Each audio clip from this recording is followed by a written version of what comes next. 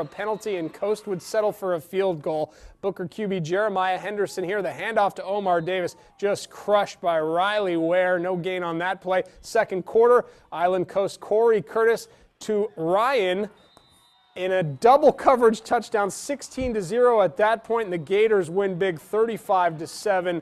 Booker's season is now over.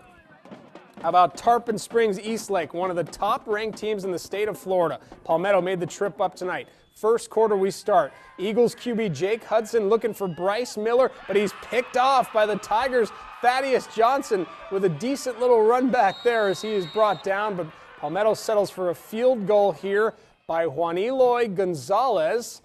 Kick is up, and it is through. Tigers take a 3-0 early lead. Bit of a surprise. Ensuing kickoff, Eastlake's George Campbell.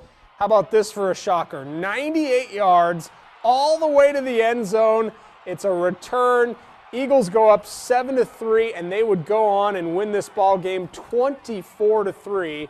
Palmetto's season is now over after the loss up at Eastlake. All right, we will call a quick timeout. When we come back, we will break it all down with Doug Miles and talk about who is moving on and where they will play. You're watching Friday Football Fever.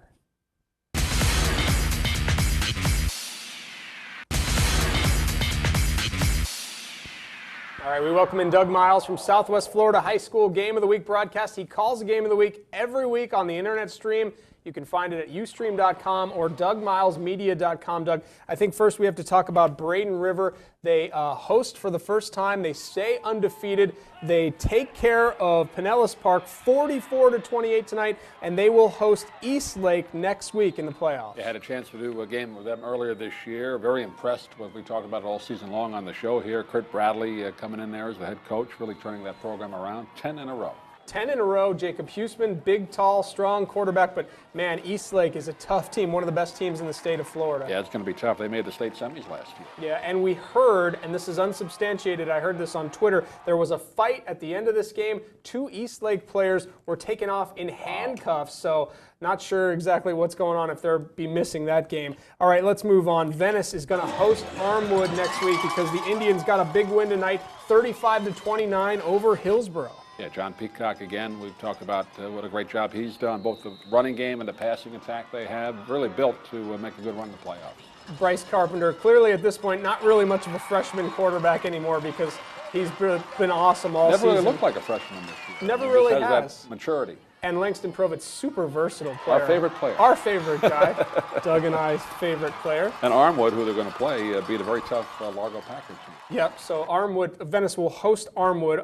On to Manatee. They always seem to play Fort Pierce Central at some point. This one may be a little closer than a lot of people expected. Manatee wins 28-20. Yeah, they lost last year to Fort Pierce Central. They beat them the previous 2 years. So good win tonight for Manatee, who lost their first game, but outscored their opponents about 349 to 138 the rest of it. Wow, pretty spectacular. Manatee is going to host Vero Beach. Again, Manatee will host Vero Beach next week. Also hosting, Cardinal Mooney is going to host Clearwater Central Catholic next week, which is pretty awesome. Cardinal Mooney is going to host 2 playoff games in a row because the Cougars hung on and beat Calvary Christian 17-14 tonight. Like the old days at Austin Smithers Stadium. Congratulations to Josh Smithers, really getting that program back on track.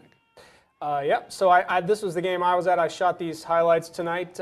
Interesting, the Cougars kept it mostly on the ground tonight, even with Reese Vita, but they get the win and they move on. One more team that came out, I also want to let you know, Charlotte, interestingly enough, is going to host. They're going to host Fort Myers next week as well. So we will have 5 teams alive, and they are all going to host next week. Pretty You get awesome. to come back one more week. One more week, I believe, for us. Meanwhile, that's going to do it for tonight. Friday Football Fever Playoff Edition. Thanks for watching. Have a great weekend, everyone.